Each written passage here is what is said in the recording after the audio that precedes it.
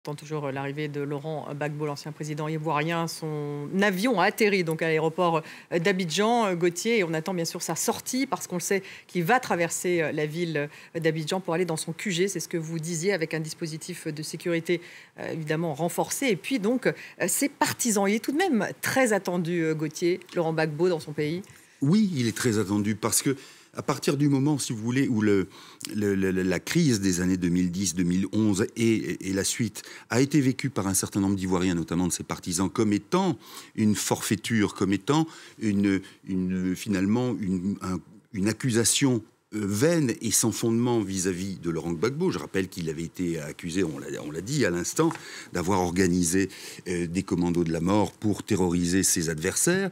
De tout cela, il a été blanchi par le tribunal, mais un certain nombre d'Ivoiriens considèrent que cet acquittement n'est pas marqué au sceau de la vérité la plus stricte et de la véracité la plus stricte. Et donc, il y a toujours en Côte d'Ivoire des gens qui considèrent, bien sûr, que Laurent Gbagbo est responsable de ce chaos, même quand on ne le juge pas responsable directement des meurtres, des viols et des assassinats qui ont eu lieu.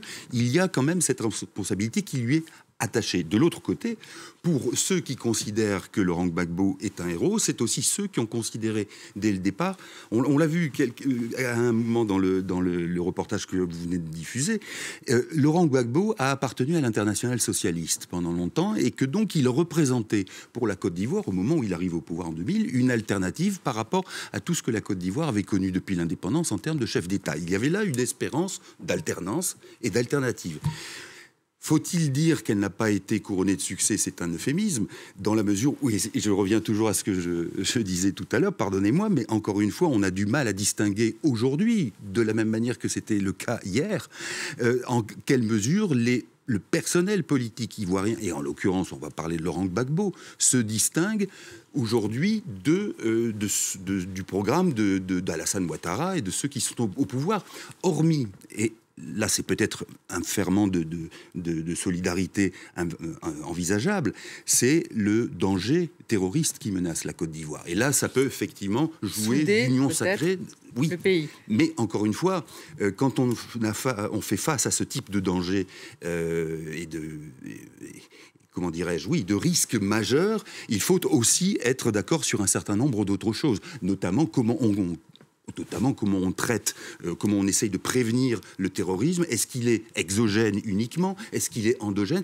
Tout cela, ça suppose des réflexions politiques sur la situation du pays.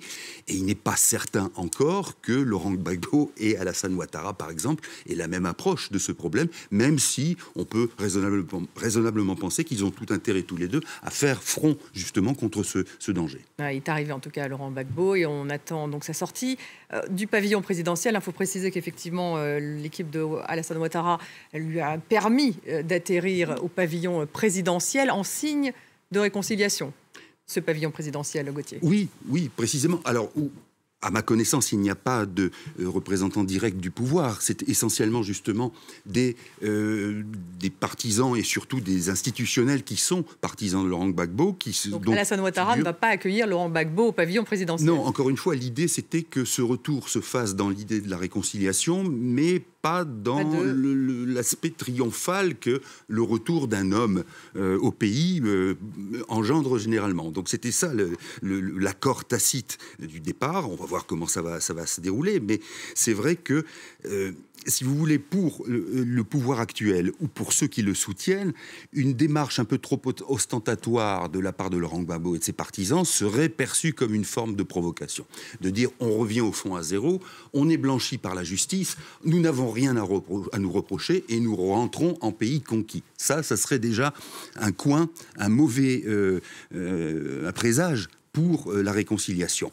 Est-ce que c'est comme ça que ça va se passer? Je crois aussi que dans ce cas de figure, la population qui assiste, qui a voulu se masser pour assister au retour de Laurent Gbagbo, détient finalement une part de l'issue de cette chose, parce que à la façon dont elle va se manifester, à la façon dont les forces de sécurité vont aussi se manifester, eh bien cela fera de ce retour de Laurent Gbagbo soit un phénomène de normalisation politique, ou bien finalement une espèce de flamèche qui pourrait à terme, mettre à nouveau le feu à la vie politique. Donc, vous voyez, se joue là cet après-midi, à travers évidemment des comportements symboliques, des choses qui sont beaucoup plus importantes pour l'avenir de la Côte d'Ivoire. Est-ce qu'il pourrait reprendre la tête de son parti ? Un parti divisé.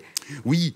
Alors, là aussi, c'est très compliqué parce que, si vous voulez, la segmentation partisane politique en Côte d'Ivoire représente bien souvent, et c'est ça le problème à la fois pour les électeurs et pour ceux qui essayent de s'y retrouver, correspond bien souvent à ce qu'on appelle des écuries présidentielles. Pas forcément à des différences programmatiques, mais à des ambitions personnelles qu'incarne tel ou tel personnage et qui, d'une certaine manière, parfois faussent finalement le jeu politique parce qu'on se dit, bon, je suis plutôt pour tel ou tel personnage, mais au fond, que défend-il derrière ?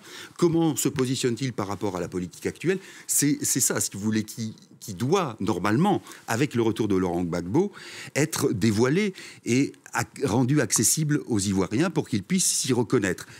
C'est ça le risque. Si on continue dans cette personnalisation, eh bien, alors là, les masques, vous parliez des masques qui tombent en France, ben là, ils resteront. Hein, on ne saura pas finalement à qui on a affaire. Bon, c'est ça tout le problème. À la fois ce symbole de ce retour cet après-midi et la manière dont ça va se dérouler, et puis finalement les engagements programmatiques, politiques des uns et des autres. Vous restez avec nous, bien sûr, Gauthier, puisqu'on la suivra en direct, cette sortie de Laurent Gbagbo. En attendant,